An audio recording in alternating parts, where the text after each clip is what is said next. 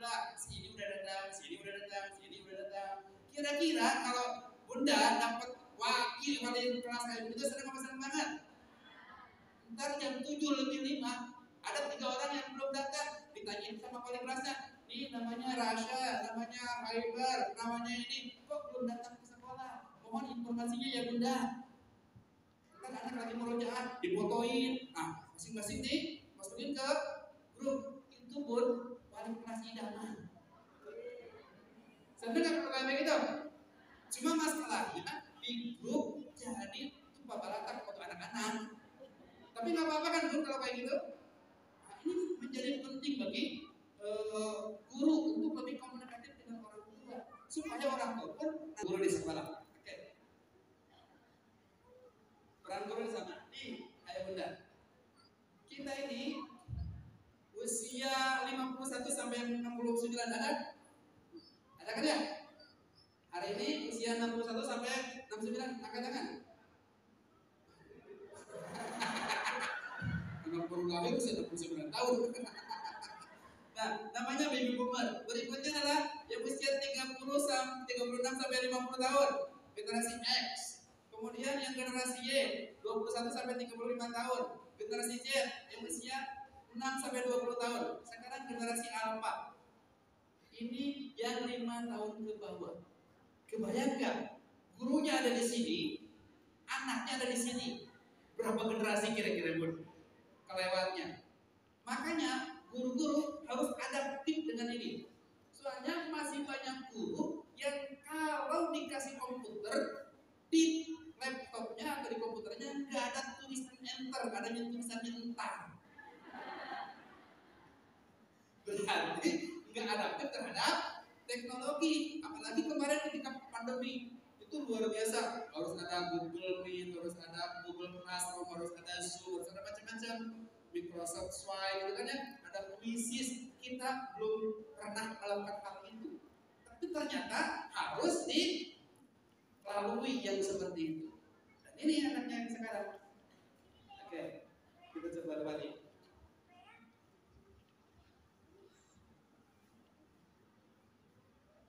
Nah, era digital. Setiap perubahan, meskipun perubahan ada nyamanan, ketidaknyamanan itulah yang harus diadaptasi menjadi kenyamanan. Bun, ada yang HP-nya iPhone Pro Max 13? Ada angkat-angkat. Yang HP-nya 10 juta ada? 20 juta? Pertanyaannya, digunakan untuk apa saja? Aplikasinya apa saja? Paling WA, Facebook, Instagram, TikTok, apa lagi? Download YouTube. Kan dari sekian puluh fitur-fitur yang ada di HP kita yang sangat canggih, ternyata kita hanya memanfaatkan sedikit sekali. Padahal itu bisa dipakai untuk pembelajaran. Nah, ini penting. Nah, berikutnya, yuk, era digital. Ketika Bunda waktu SD, SMP, SMA, yang SMP, SMA ada belajar komputer. Komputernya segede apa Bun? Segede kepala ini ya. Kita disketnya kayak apa disketnya? Ceper kayak gitu, kayak namanya MS-DOS, betul nggak Bun? Sekarang ada nggak? Nggak ada. Sekarang pakainya Tera, ya kan? Pakainya Tera. Dulu komputer tuh gede banget, luar biasa. Kalau sekarang semua komputer ada di HP, betul nggak? Besok bisa jadi nih ada aplikasi yang untuk ukur umur kita sampai di mana. Nanti manusia dikasih baterai. Bisa jadi kayak begitu. Zamannya Nabi Sulaiman, ya kan? Nabi Sulaiman ketika ingin memindahkan kerajaan Ratu Bilqis atau singgasana Ratu Bilqis, itu kan Raja Sulaiman menyampaikan kepada para ajudan dan para pegawainya, siapa yang bisa memindahkan kerajaan Ratu Bilqis? Ada jin iblis berkata, saya. Sebelum Paduka bangun dari tempat Kira-kira kalau namanya duduk lama apa lama banget? Bunda duduk dari tadi jam berapa? Jam 8, sekarang sampai jam berapa? Setengah 12. Itu jin ibrit. Kemampuan jin ibrit memindahkan kerajaan atau bisnis. Tapi ada orang yang berilmu dan beriman. Kata beliau kepada Raja Sulaiman, saya bisa memindahkan singgasana Ratu Bilqis sebelum Paduka menutup atau membuka mata. Berkedip. Kira-kira berkedip berapa lama? Hitungannya detik. Dulu kalau Bunda lagi pesantren, orang tua mau ngirim uang via pos berapa lama? 2 minggu. Kalau sekarang anaknya di pesantren, Bunda mau bayar SPP cukup pakai M-Banking berapa detik? Nah, kayak begitu. Padahal teknologi itu sudah ada ketika zamannya Nabi Sulaiman. Cuma permasalahannya kita ini memanfaatkan atau tidak. Besok anak akan ciptakan satu aplikasi. Anak itu nanti seperti dipakai vaksin, ada tulisan di sininya. Ntar aplikasi itu disimpan di sini. Semua buku, semua materi langsung disedot sama anak-anak. Sehingga ketika gurunya berdiri, assalamualaikum, anak langsung bilang waalaikumsalam, bapak ibu dosa ngajar, udah tahu. Kira-kira bisa kayak begitu? Mungkin nanti saat akan kayak begitu, sehingga guru-guru tidak lagi dibutuhkan. Sekarang bimbel nggak lagi dibutuhkan karena sudah ada ruang guru. Ibu nggak perlu pergi ke pasar, nggak perlu pergi ke rumah makan karena ada GoFood. Ayo, ibu kalau mau makan yang enak, perlu datang ke rumah makannya nggak? Nggak perlu, cukup di kamar, gitu kan ya? Sehingga cukup dengan klik, cuma pastikan saldonya ada. Kalau saldonya nggak ada, kuotanya nggak ada, mau bayar nggak bisa kan kayak gitu. Makanya hati-hati bu, yang suka belanja online. Katakan yang suka belanja online, hati-hati ya bu, nanti masuk Indosiar. Ya kan, ibu-ibu yang suka belanja online, mayatnya diantar JNE. Serem banget ya. Oke, ini luar biasa. Nah, ini konversi teknologi, ini tidak usah dibahas terlalu jauh, karena memang sekarang sudah mulai luar biasa. Zamannya kita kecil, kalau kita mau foto, itu datang kemana bu? Studio foto, namanya Kodak ya. Pertanyaannya, Kodak sekarang ada di mana? Nggak ada, sudah dikubur. Inna lillahi wa inna ilaihi raji'un. Terus apa lagi? Ya nggak ada. Penjaga tol, ada nggak? Nggak ada. Semuanya pakainya e-money, betul nggak? Cashless, karena aspek teknologi.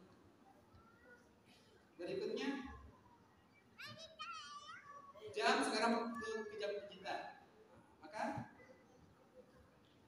manfaat teknologi. Pertama, sumber informasi. Bunda mau tahu tentang apa saja, tinggal klik Google. Ada satu saya namanya Share Google, sudah selesai. Aman semua kan? Nah, berikutnya adalah membangun kreativitas. Makanya banyak sekarang profesi-profesi yang luar biasa hanya dengan halo guys, 600 juta per bulan. Atta Halilintar. Siapa lagi? Ria Ricis, Vicky Naki, Deddy Corbuzier. Itu orang-orang yang memanfaatkan teknologi. Karena teknologi bisa membuat orang berkreativitas. Munculnya aplikasi Gojek, apalagi tuh Grab, kemudian Lazada, Shopee, Tokopedia, nah tukang belanja semua kan. Nah itu bagian dari kreativitas. Berikutnya adalah komunikasi.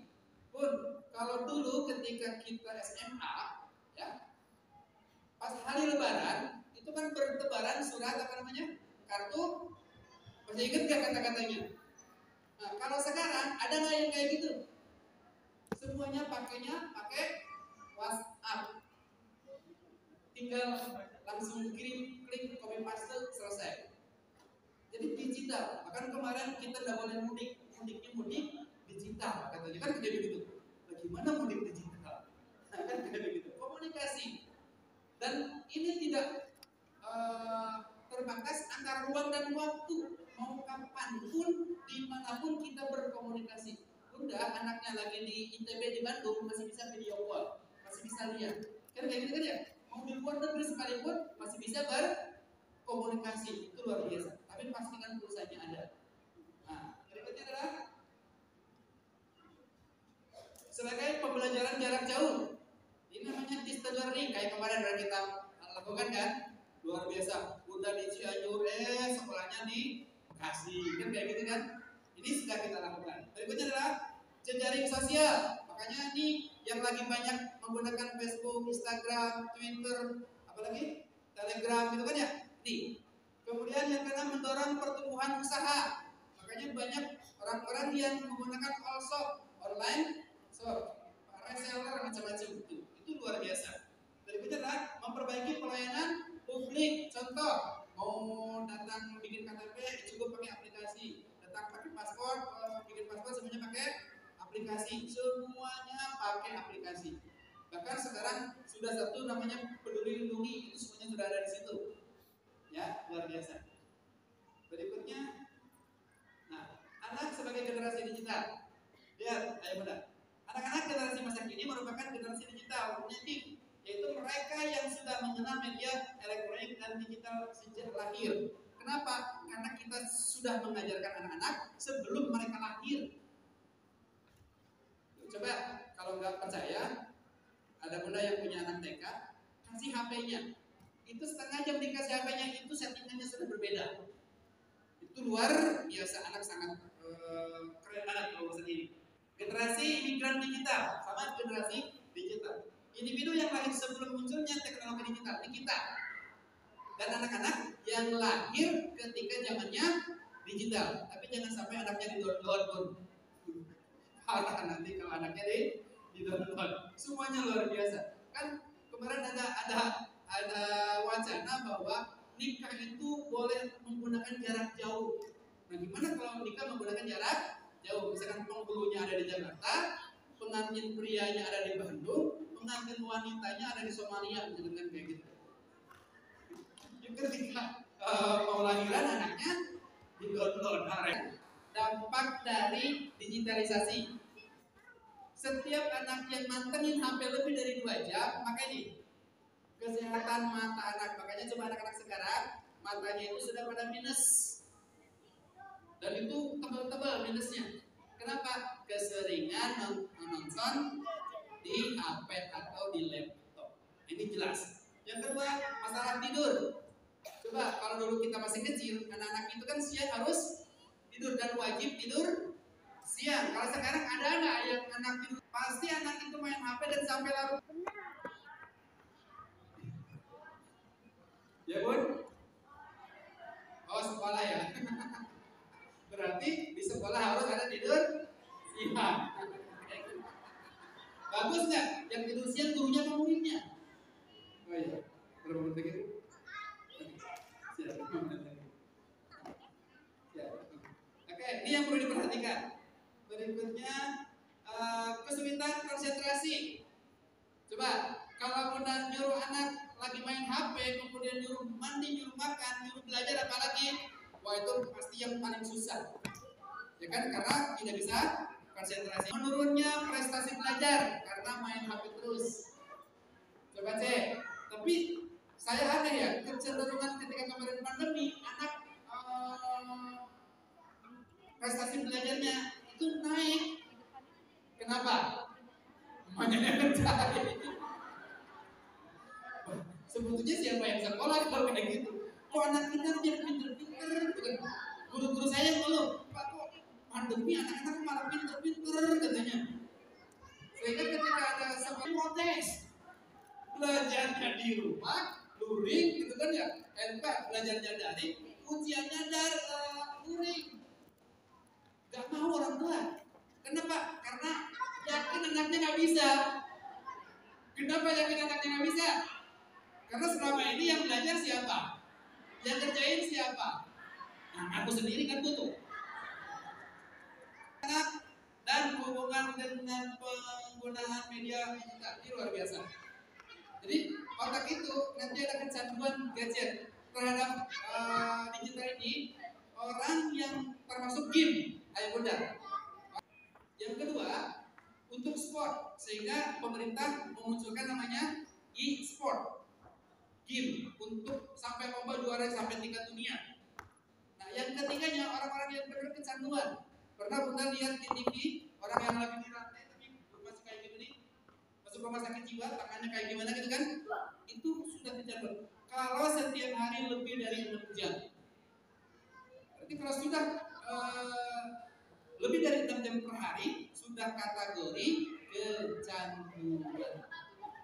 Uring-uringan, jadi pengarang, jadi luar biasa bahasanya kasar, gitu kan ya, penyendiri. Nah, itu salah satu ciri anak yang sudah kecanduan smartphone gadget. Hati-hati.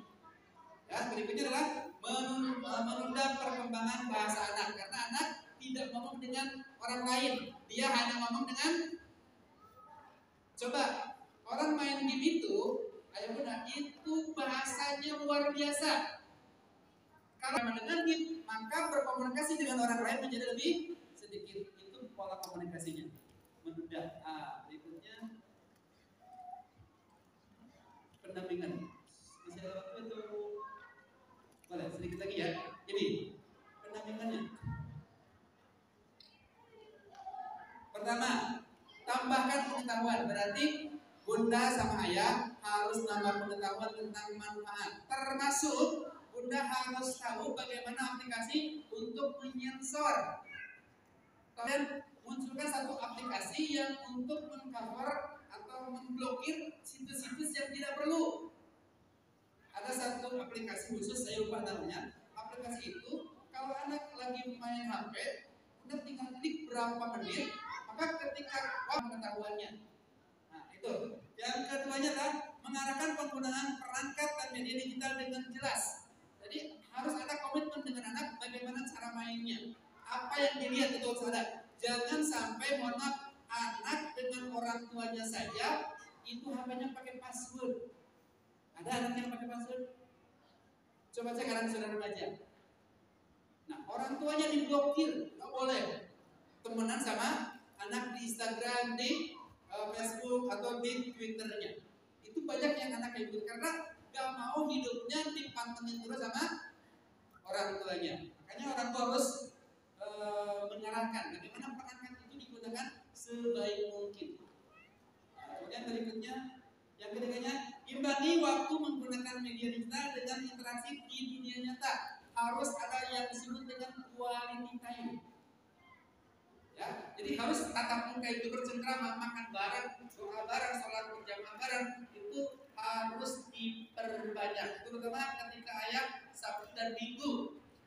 Jangan sampai mohon maaf, ayah berangkat kerja, anaknya belum bangun. Ketika pulang kerja, anaknya sudah tidur. Hari Minggu ayahnya libur karena pingin dekat sama anaknya, pernah tatap muka.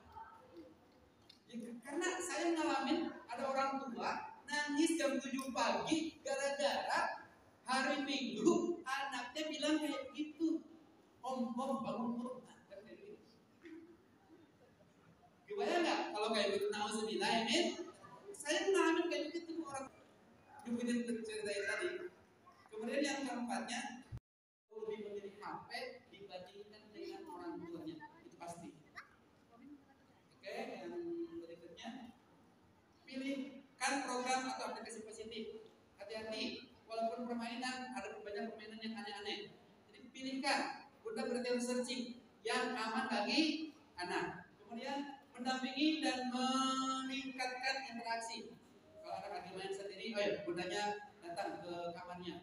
Ayo, lagi main apa kak? Ayo bareng sama bunda dong, nah kan kayak gitu. Bareng sama ayah dong, ayo sekarang kayak gitu. Untuk kontrol supaya anak-anak jangan kebablasan. Berikutnya, gunakan perangkat digital secara bijaksana. Ini yang